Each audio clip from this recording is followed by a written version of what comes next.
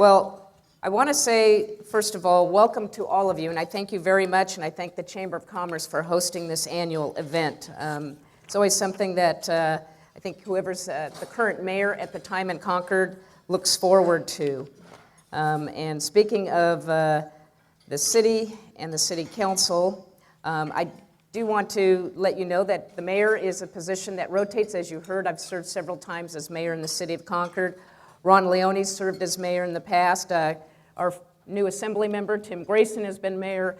And so we do rotate the mayor position amongst the 5 council members. And currently, as you heard earlier, we have myself, Vice Mayor Eddie Bersan, Councilmember Ron Leone, and Councilmember Carlin Olbringer, who was just recently elected to the City Council this last November.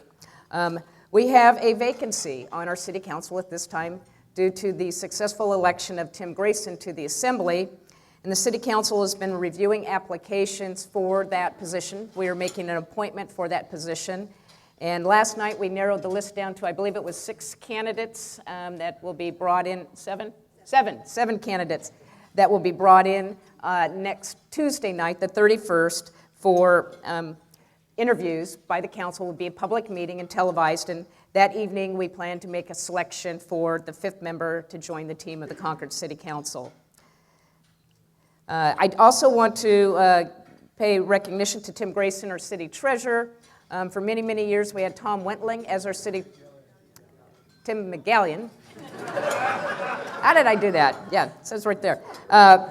Works if I put on the glasses where I can read the computer, probably. With Tim McGallion as our city treasurer. For many years we were served so well by Tom Wentling, who retired from service after more than 30 years, 40 years with the city of Concord, and Tim McGallion's been our current treasurer for the last few years. Supporting the city council, we have our city manager, Valerie Baroni, our city attorney, Suzanne Brown, our police chief, Guy Swanger, and our city clerk, Joelle Faulkner. They really help make the council work as well as it does when we have to deal with our many community issues. We also have 7 department directors. We have 408 full-time employees. And people may not realize that even since the downturn and with the growth in the economy, that's still a reduction in our workforce from 510 back in 2006. So we've done a lot to try to do more with less in our community and still serve you. We also have very many community committees, commissions, and residents and business people serving on those that help support the City Council. We also have our Community and Economic Development Director, Victoria Walker, Karen Reed from Finance, Elliot Bromberger in our Human Resources Department, and Jeff Lewis in our IT Department. And many of you know Guy Bierke, who was former mayor and council member, now serving as our Naval Weapons Station Base Reuse Project Manager. Steve Voorhees has been with the City of Concord for, I think, close to 30 years, at least 20 plus. He started out as a young employee in our city as a teenager, working in Camp Concord and thereabouts, and he's now serves as our Parks, Recreation, and Open Space Director. Police Chief Guy Swanger, as I mentioned, and then Justin Ezel heads up our Public Works maintenance team, and I hope that you do appreciate the work that our maintenance staff puts in throughout our community. The winter rains this last week or so, our streets really did well, the drainage worked, minor parking lot issues in a couple of areas, but all in all, I've also heard from some of you out here that they were out yesterday repairing potholes already from the rain. So we really appreciate the work that our maintenance staff does to really keep Concord looking good and good in terms of its transportation and infrastructure that helps your businesses as well. I want to put out a little special salute to our veterans, a little shout out. Not only is it the Chamber's anniversary, but we just completed the 75th anniversary of Pearl Harbor. And that event is now hosted at Cal State East Bay here in Concord. And then we also have our Korean Veterans Memorial located over at Hillcrest Park. Our Vietnam Memorial, which is located up at Newhall Park. The Blue Star Memorial and the Gold Star Memorial located in Concord. And the Gold Star Memorial's over at the Senior Center, as a matter of fact. And we just recently started, and the Blue Star Moms have started a program to go to the high schools to install memorials for the fallen soldiers at each of the campuses. And the Concord High School was the first one that just received theirs a few months back. And we do need to remember that our democracy that we have, that we participate in, that I represent the council on here in Concord, isn't possible without those that are serving our country. And to know that these young men from our community gave their life after 9/11, joined the military, and did serve our country and lost their lives in Iraq and Afghanistan. And I do recognize also the pain that they, the loss and the painful loss that their families have also suffered with their loss, and all of the sacrifice that the men and women's families who are actively serving abroad also undertake to help keep us and our freedoms free here in America. Another anniversary we are celebrating this next year is the 150th anniversary of the city's founding. If you notice the diagrams here, we've got the Concord Arch, the Todos Santos Arch, and then there's a diagram of a figure of Don Salvio Pacheco, an artist's sketch.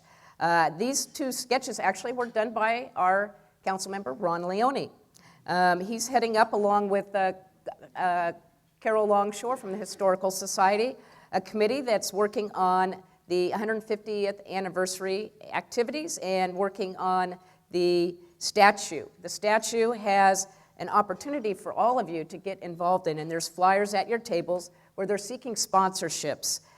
This is a collaboration, again, between the Historical Society, the City of Concord, the Concord Art Association, the Chamber of Commerce, the Todos Santos Business Association, the Mount Diablo Unified School District. And you can get involved, and for $150, you can have a little brick, memorial brick put there with your business name or somebody's name. $150, 150th anniversary. It's really simple marketing, folks. There's a flyer. Take one with you when you leave this afternoon. So last year I talked about the 3 R's: rethinking our budget, repositioning the city, outreaching to developers in the business community, and reinventing the city, looking at the Concord Naval Weapons Station and where would that fit into our future priorities. This year, those components have set the foundation for this year. So this year I'm going to talk about the 3 Ps: planning for our future, realizing the possibilities, and fulfilling our potential. Concord is the largest city in the county. Contra Costa is the 4th wealthiest county in the state. The state of California is now the 5th largest economy in the world. So think about that and what this region and what our city has in terms of the planning possibilities and potential. And one of those things we look at is technology. And it's kind of amazing. 10 years ago, if you look on this, the iPhone was invented.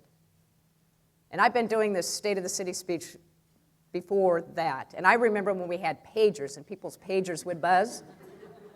Kids today don't even know what a pager is. But it's just amazing how fast technology has accelerated and increased and been adopted by all masses of the marketplace to where now we're at the Internet of Things. So we've gone from the 5.5-inch floppies to the 3.5-inch discs, to the tethered CPUs, to local area networks, to wide area networks, to in-house servers and redundant servers, downloads from servers of software, to now where everything's in the cloud. And the cloud connectivity and the redundancy that offers that for both business to business and all of our activities that we do today. Just amazing how that has changed in just the last decade or even the last few years. So what I have here is a little graph that shows how fast new technologies have been accepted by the public. In the 1900s, on the far left, there's a dark blue line, and that kind of shows electricity. And then if you look on the far right, just before 2000, that actually shows pretty much digital cameras and this spike on that. So you can see that as time has gone on, technology reaching at least 80% of the households has increased exponentially and as fast. Electricity took 40 years to reach 80% of the households. Radios took 20 years. Cell phones, 10 years. Digital cameras, internet, only 5 years.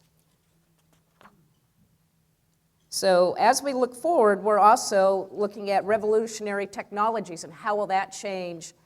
And some of these things we've seen already, how fast they get adapted into the marketplace, and what we know is being worked on now. And some of this is being worked on here in our own backyard. the smarter car technology, the autonomous vehicles, which are being also tested at the Concord Naval Weapons Station Go Momentum facility.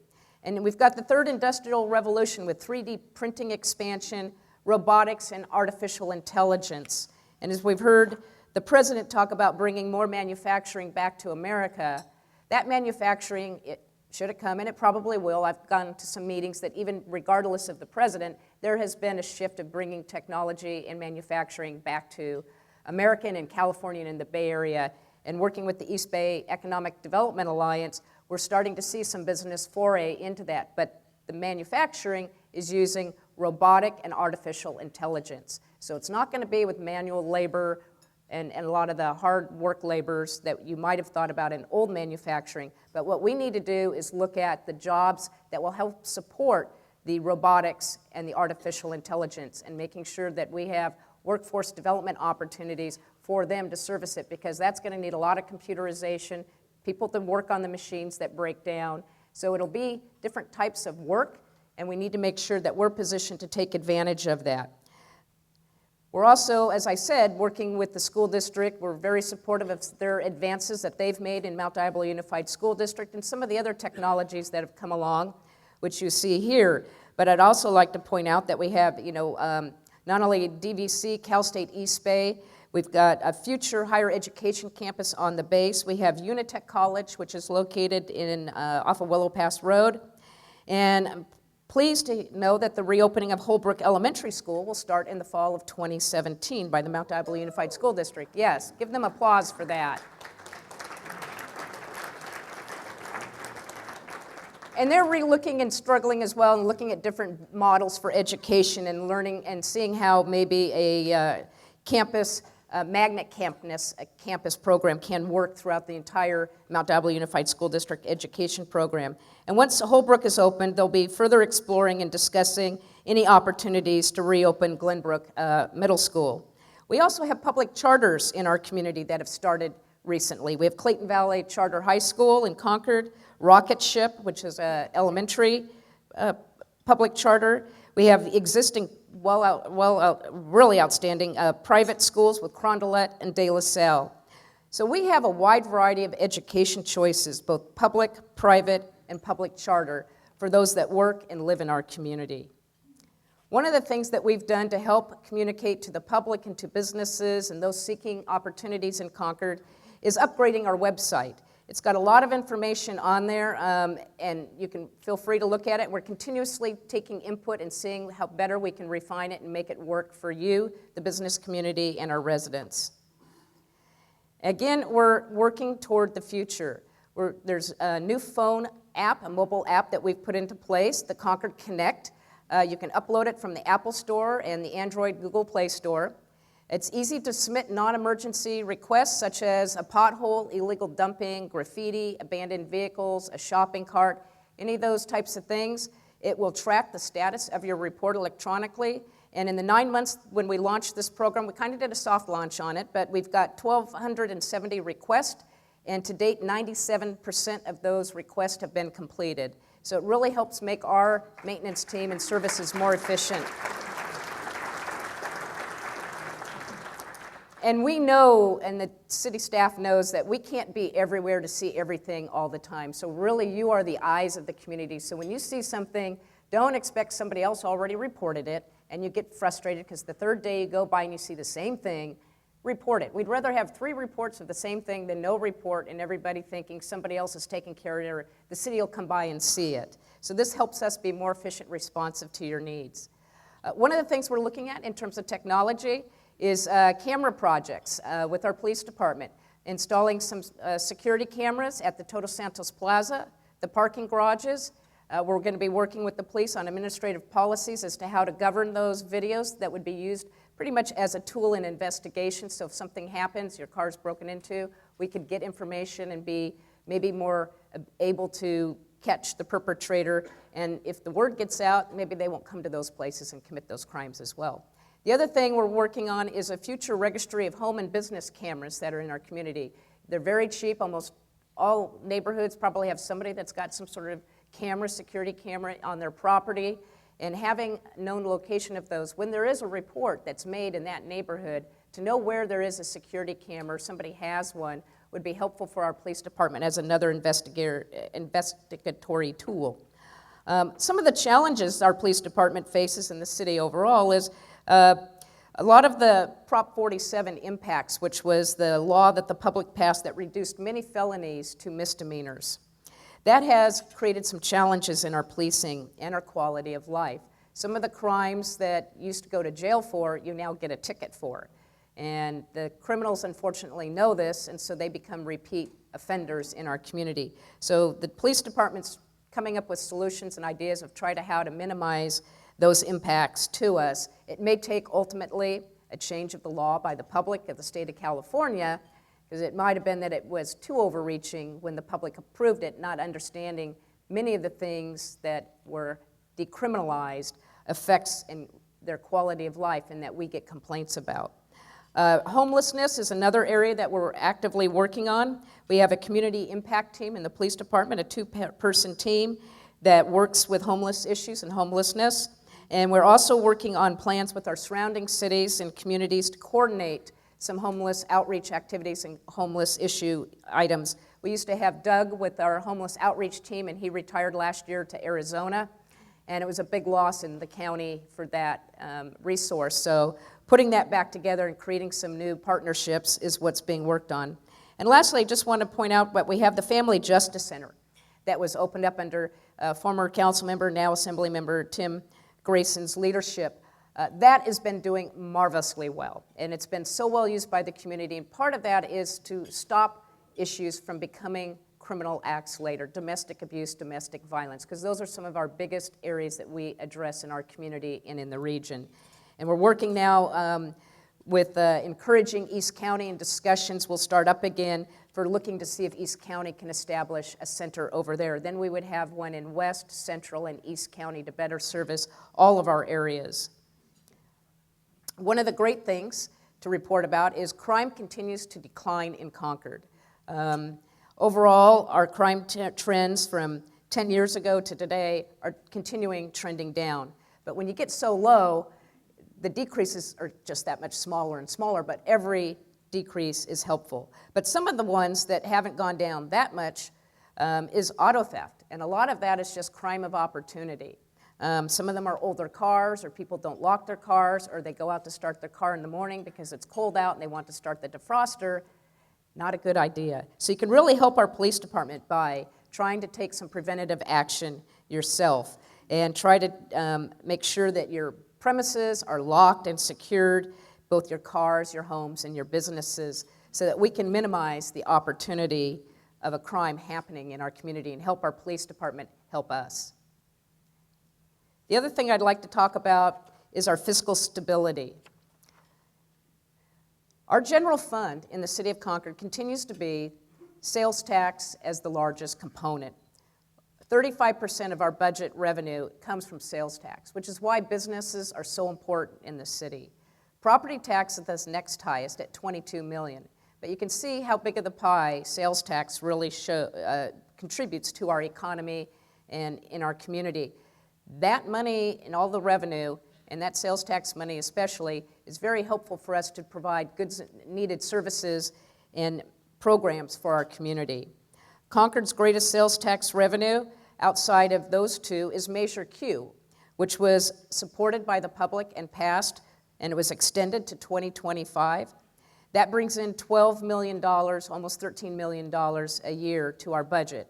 Without that, you can imagine what kind of devastating cuts and services reductions we would have had to do in the community and how bad our infrastructure would have decayed. So we are still examining a wide range of choices in how to address that gap that Measure Q is currently funding, the $12 million. And some of that comes by a combination of looking at new economic development opportunities, how we can still service the community at a cheaper cost, a smarter way, and then other options that we have not yet explored or identified. And one of the things I want to point out is that sales tax, the state of California still gets 6.5 cents. And there's Concord way down at the end, and I'll put in a plug for Bart, because I know Bart's here too. They only get a half cent. But Measure Q in Concord provides a half cent, and then 1 cent is what we get. So overall, 1.5 cents for each dollar spent is what is coming back to the community locally for us to utilize to meet programs and services. And I mentioned property tax was about 22% of our budget. But I don't think people realize that for every dollar you pay in property tax, Concord gets almost 11 cents. 10.5 cents is what we get here to be used locally. So that's why business is so important in our community. And I did want to point out that we do have some top employers in Concord. PG&E has over 1,400 employees. The Wells Fargo Credit Center, 1,200. John Muir Medical Campus, over 1,000. The Bank of America Tech Center, yes, there's still 1,000 people there. And Frenius Medical Care has 500. We also have other major employers that have made Concord their corporate home. Swift Financial, BevMo, and recently Bay Alarm has established their headquarters in Concord with 200 employees. So we are planning for the future, reaching out and trying to attract businesses to locate here in our community. And as you can see, the recession and the sales and use taxes that have changed over the years, even though we're up, we're nowhere near where we were with the bubble, and we were nowhere near where we were back in the early mid-1990s. We've recovered, but the recovery is now leveling off, and it's not where we were decades ago. This is the new normal that we're all operating in as a business owner, as a city council, and as a resident. Our sales tax, again, it has rebounded since 2010 in the depths of the recession, but it has just kind of wobbled along in a steady rate. But you can see back in 1994 in the far left, it was a lot higher percentage of revenue that came into the city. So although we are up a total of 12% since the recovery in 2009, we lost 8% during the recession. So we're up about 4% over the baseline, which has been kind of just the average. Nothing exciting, nothing dramatically negative, but we're just plopping along, and this is the new normal. So we're planning for our future, and as I said, this expansion that we're in right now has been one of the longest that the nation has seen for a while, actually. We are now at, I believe it is, got to look at it here, 84 months so far on an expansion, 85 plus. So we're beyond the average. The average is about 26 to 58 months. The longest prior expansion was in 1991 to 2001, where we saw those high sales tax returns, and that was 120 months. So we do know, lessons learned, that it doesn't stay up forever. And we've heard discussions with economists that there's going to be a correction in the marketplace. There's going to be a downturn. Hopefully it'll only be a short one of a couple years. And so we have to be prepared for that. The unemployment rate is down now to approximately 4.3% in Concord.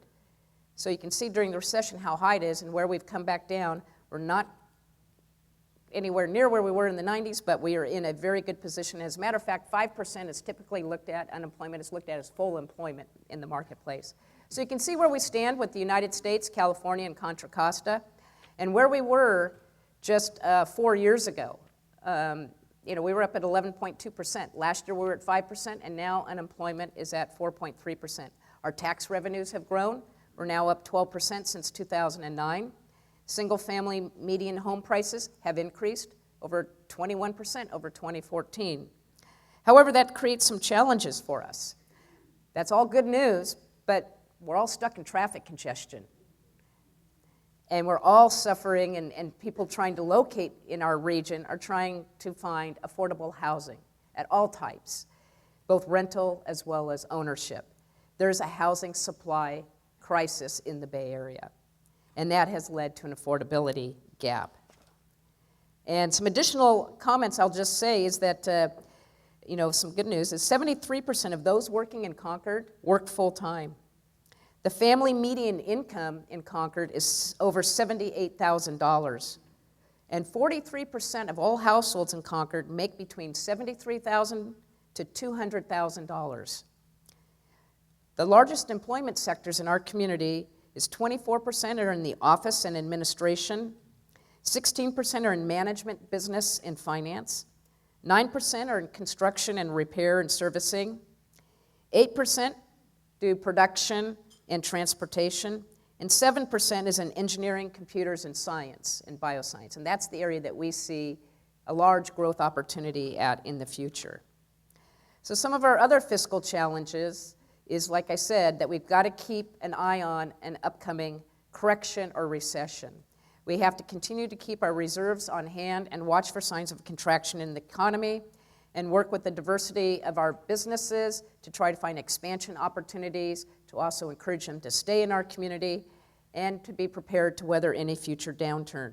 We've also worked with our city staff, as I mentioned, with innovation to try to keep costs down, and we work with our employees to address pension and medical costs that are continuing to be a burden on everyone's budget. And what we've done in that area is that we have had some great work with our employees to address pension cost and medical cost over the last several years, creating a $3 million savings to the city. Measure Q, again, expires in 2025, and we need to address what will happen or what do we do to fill that gap in the interim. And then we have a large list of unfunded repairs for city roads, parks, and facilities.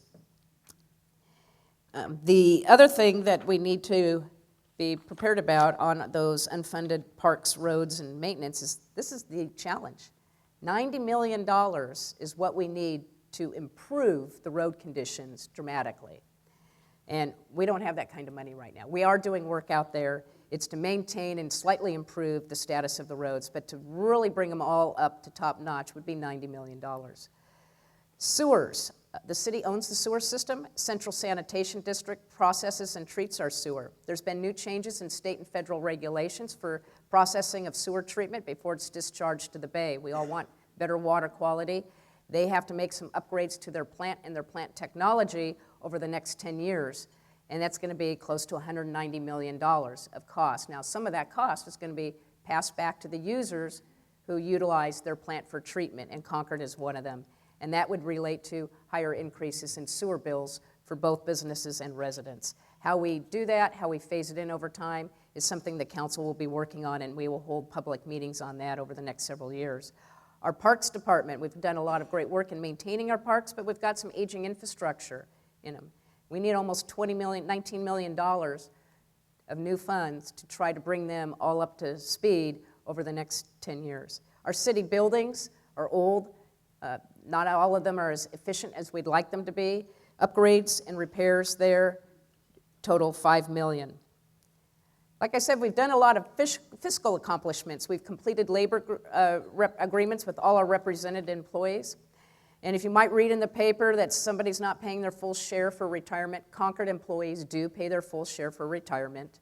Retiree medical reform has been done, and to try to control those future costs. And we've worked with our employees on addressing those costs as well. We've established a 2-year budgeting cycle so that allows us better planning. We can focus on the financial operational budget 1 year for a 2-year cycle, and the next year we focus on our capital budget and can get really down into the details. And we continue to use our fiscal sustainability ordinance to ensure that we have good reserves for the future. Some accomplishments, as I mentioned, we've done work on our streets. Over $22.5 million was borrowed from Measure Q funds to help jumpstart our roadway repair and maintenance program. We've spent $7.5 million so far, and we've got another 1.7 million in the back burner, getting all the design contracts together to go out the door and do more work. We continue to actively seek grant funds and support state and federal legislation. We also have a new machine that we acquired about a year ago called the Zipper. It's a pothole repair pavement machine, and it can go out there and do a lot more work more efficiently than we've ever been able to do before. Again, some of the repairs on our streets you might have seen. Concord Boulevard's had sections that have been repaved, Willow Pass Road, and you can see the others that are there. And we continue to work on the citywide pothole and base repair program that's scattered throughout all areas of our community and our residential neighborhoods. Now, planning for the future, we've done a lot of work. We have a bicycle, pedestrian, and safe routes to transit plan, which will help us seek future funding through grants and other opportunities. It really positions us well for those. We just adopted this plan middle of end of last year, September of 2016. And like I said, there are a lot of grants out there that we might be able to seek, and they do provide extra points if you have this particular document and a Citizens Advisory Committee, which we will be establishing as well, to help implement the objectives of this plan.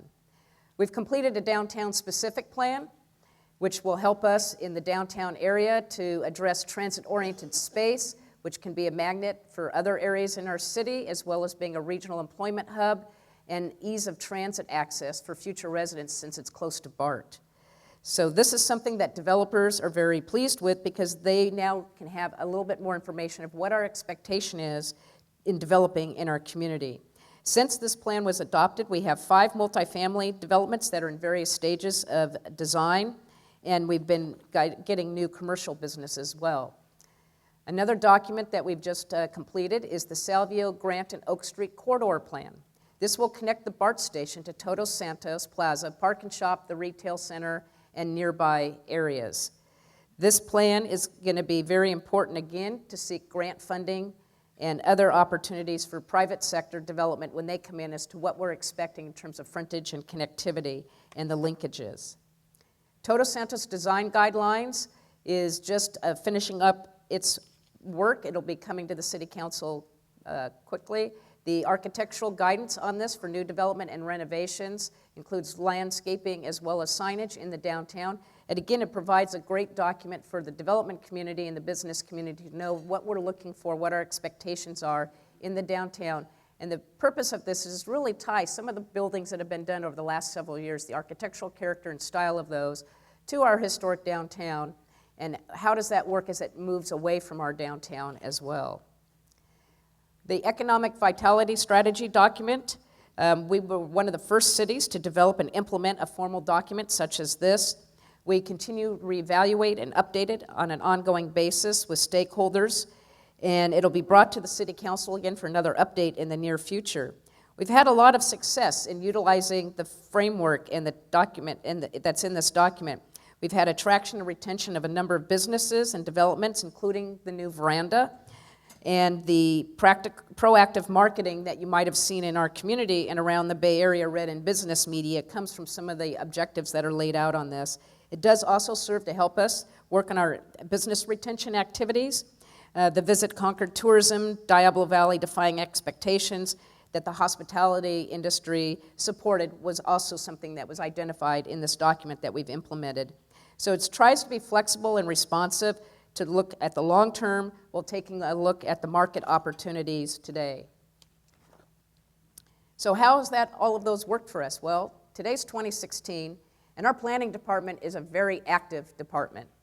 From the lull of having nothing during the recession, they're just burning 100 miles an hour back there right now. We've had a 4-year high in the planning applications. We've had 542 applications have been reviewed for zoning clearances, and 435 new businesses just in this last year to date. 977 total applications have been reviewed in this last year. The other area that is being talked about a lot is what's happening with the city's former redevelopment properties and future development. Well, the good news is the state of California has finally approved what we had to submit was a long-range property plan.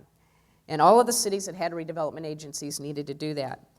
Now that that's been approved, we can start to move on disposing or selling the properties, and the first ones that we have identified there are in yellow, and we've made progress in working toward developing those properties. The Pine Street and Concord Avenue one is, go back to the slide on that, is currently in negotiations with 2 auto dealers. Galindo Street, the one with the white picket fence that always gets hit by a car or truck, is currently being negotiated with Avalon Bay for a multi-family development project called the Town Center 2 at this time. And on Oak and Galindo Street, next to the Concord Police Department, that's going to go through a process for a request for qualifications for the development community for some sort of a mixed-use multi-family commercial project on that corner, We know that that's very key. It's close to BART, very walkable. So we want to go out and do an RFQ to see what are the possibilities on that property and maximize our possibilities. So we are realizing the dream of a vibrant downtown, thriving retail destinations, and maintaining and improving other retail and residential neighborhoods. We've updated the requirements for the new development codes. We've also included a portion of our projects to pay in lieu fees for affordable housing. I talked about what are we doing about affordable housing. The state of California pretty much took away that opportunity with redevelopment. And so we've come up with some new ways, which is increasing the in lieu fee residential development pays for future affordable housing in our community. That fee was lowered during the recession, so we've gone back, reevaluated that now that the market is humming along again in the residential sector to try to bring additional revenues in to address that area. We've worked with Contra Costa Water District, and we thank them for the pilot program to decrease costs for granny or secondary living units. Those connection fees were a little hefty if you tried to do something on your property for your child, your boomerang kid, or your parents coming to live with you. We've modified requirements for second units, we've streamlined the process, and we have new requirements underway for what's called junior secondary living units. And the state, we've been monitoring their progress on the state law changes that need to be made. You've probably seen and heard a lot about the tiny houses, the little houses on a trailer. Wouldn't it be great just to have one of those and park it on my side yard so my kid can live there and get out of the house and not bother me? But there are state building code regulations that have to be developed to address that. Because do they go on a permanent foundation? Do they not? What happens if the earthquake hits? Does it fall over? Who's liable, responsible? So there's a lot of issues still to work out in the construction codes on that. But in terms of other possibilities that are being realized at this time, we have Renaissance Square Phase 2, 180 units. You've seen the construction underway that will come to the marketplace hopefully in the next year and a half. We've got a Concord Village project, 230 apartment units that will be developed, and it's in the Planning Commission hearing process now, and that will come to fruition probably within a couple of years, year and a half. And then we have what's called the grant. Working name, I'm sure they all change by the time they get through the marketing folks and get under construction. But it's 140 apartment units bounded by Grant, Clayton, Concord Boulevard, and Colfax. And it's been through, or going to Planning Commission for study session. And then a recent project that's just been approved was Argent Apartments and Townhomes. It's 181 units located at the old Blockbuster site, which at one time was the old Safeway grocery store site. And it will be breaking ground this spring, and it's going to have a wide range of amenities, kind of catering to the new millennial urban generation. And Concord BART Plaza is going to go under redesign. Construction starts February 13th, and this is to help connect our downtown to BART and the BART station itself. So this is designed to help guide BART riders to our downtown to Grant Street. And as I said, construction starts soon, and it will tie in and hopefully include some opportunities from additional pedestrian lighting to tie into this tree lights that we have around Todos Santos Plaza that we did in 2015. You've heard about or seen the old Chevron complex demolished on Diamond Boulevard, but the exciting new mixed-use retail center that is underway there. A lot of folks didn't realize how big that site was until the buildings came down. It's 30 acres. It's going to be one of the largest mixed-use retail centers that we have outside of something like Sun Valley Mall and Willows. So that's going to be in one of the top 3 largest commercial areas. Luxury movie theater, Whole Foods 365. They're looking for chef-driven restaurants, the new casual dining, as well as spaces for customers to relax and enjoy entertainment with an outdoor courtyard seating area where they could have some light entertainment as well. Todos Santos Plaza area has seen a lot of vibrancy and additions to it. We've got Lima Peruvian Restaurant, which has got outstanding food. I've eaten there a couple of times. Poke Solid. We've got Tea for You, Fusion Bistro, Yanni's Gyros and Burgers, and Canasta's Kitchen. And Sun Valley Mall has seen a great resurgence in remodeling work. If you haven't been to the food court, there's now lots of choices. They've got new retailers that have been added into their mix. And the Round One Family Center is open and exciting. I know a lot of kids have had their birthday celebrations down there. It seems to be a very popular spot for that. Willows Shopping Center, we just did a celebration for Dos Coyotes. Daiso Japan, who has joined Eureka and Lazy Dog. And a lot of people have asked what's happening to the Elephant Bar restaurant, which is sitting closed. There's been a lot of interest in restaurants to acquire that spot or to lease that spot, but there's an issue going on with the private sector side that between the business owners, the leasehold interest, to work out through the legal system before that can get cleared for private sector reinvestment. One of the great things that's happened over the last couple of years is we've got New Jet Suite X flight service from Buchanan Field serving Burbank and Las Vegas. And I know a lot of people have taken advantage of that. It's really great. Get in, get right out. You don't have to worry about the parking. You don't have to worry about taking BART over there. You don't have long security lines. It's very, very convenient. We hope that that expands to some additional points in the future.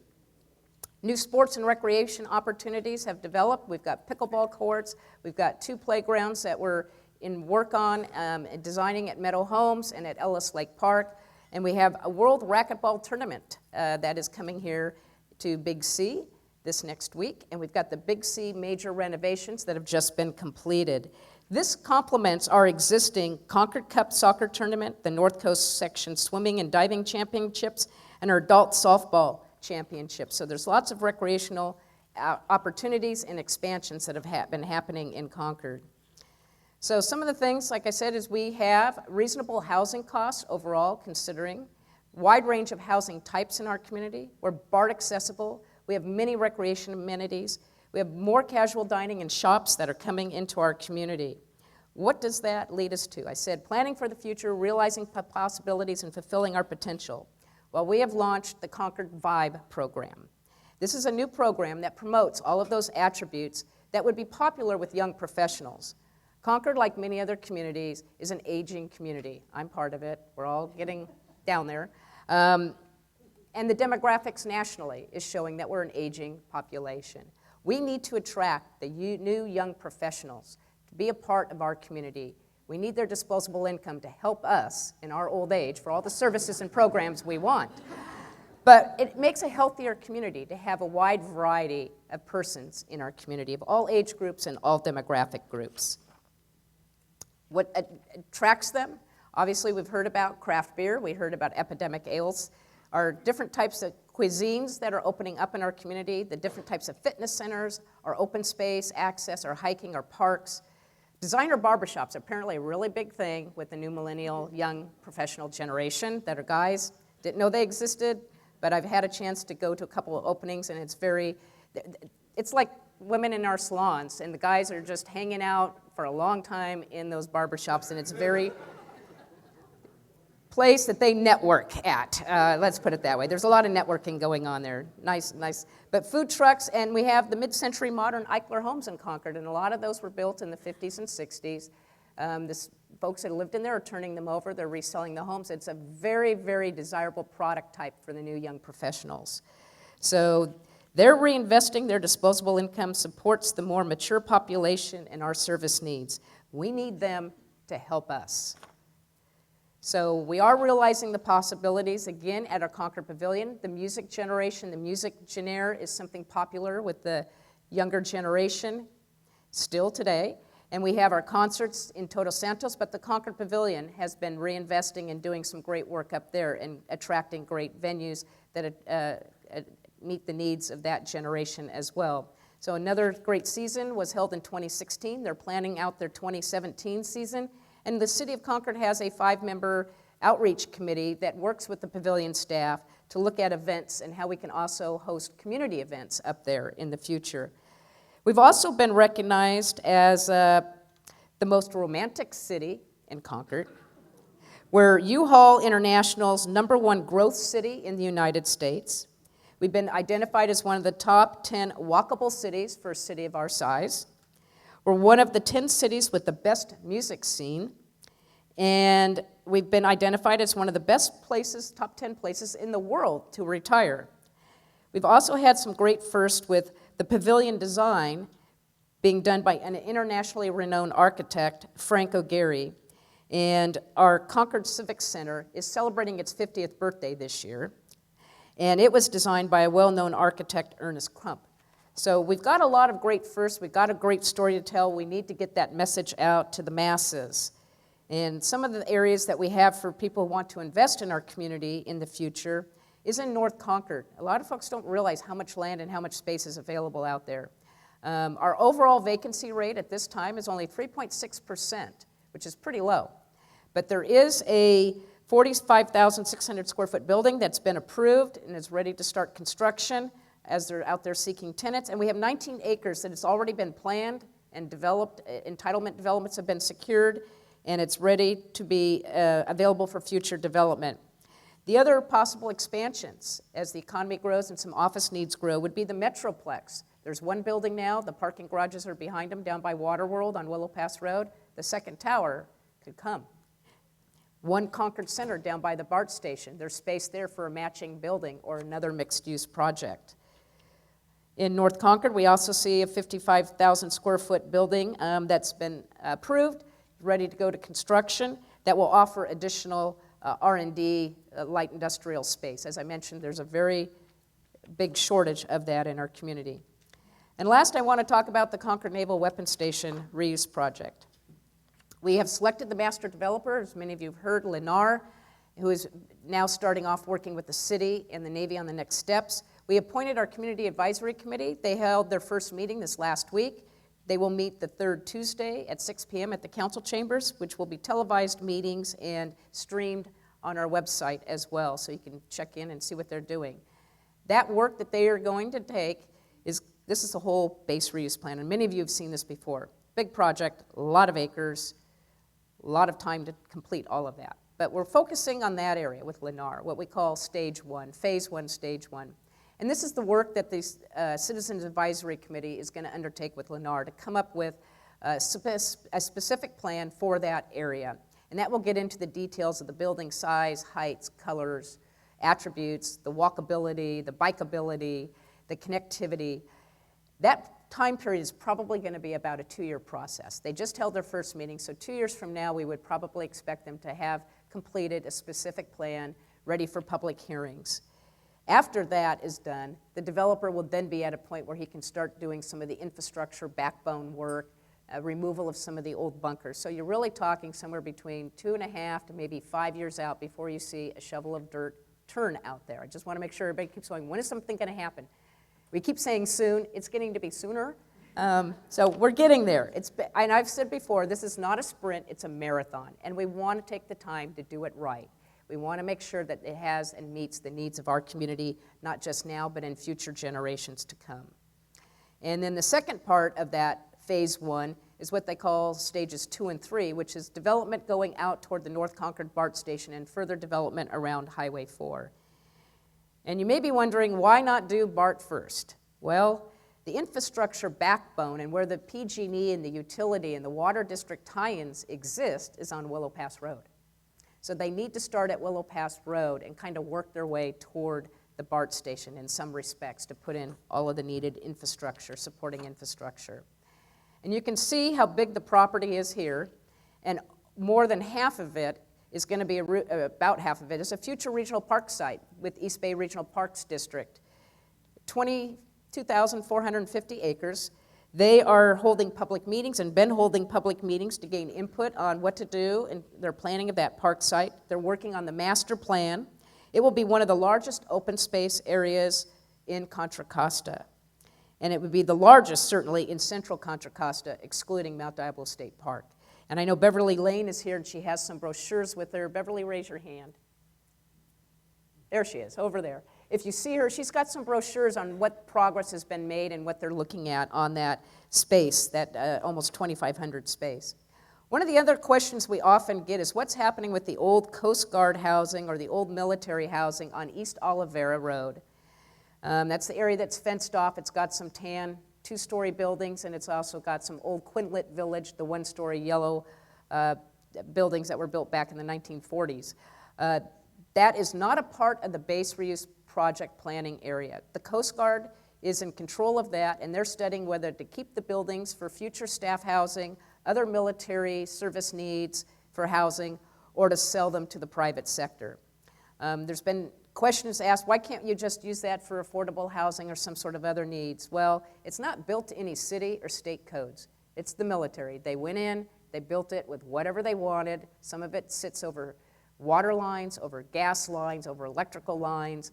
There's not quality insulation in it, and it won't stand up to any seismic requirements. It's not the place you would want to house people until they got upgraded. And there's so much upgrades that need to be done, it really needs to be demolished and started over. So that gives you an update of what's been happening in Concord, where we're going in the future, what we're working on, the planning for the future, realizing our possibilities, and fulfilling our potential. I want to thank you, the Concord community, and yes, we're going to have concerts again this season. We will see you out there starting in May. And thank you to all the city employees that make all of our jobs easy as council members, as elected leaders, and all that you do in our community for our businesses and residents to keep commerce thriving and us happy going to the parks and going to the schools and getting around town. And thank you to the Concord Greater Chamber of Commerce for this opportunity to be with you today and to sponsor this event. And again, planning, possibilities, potential.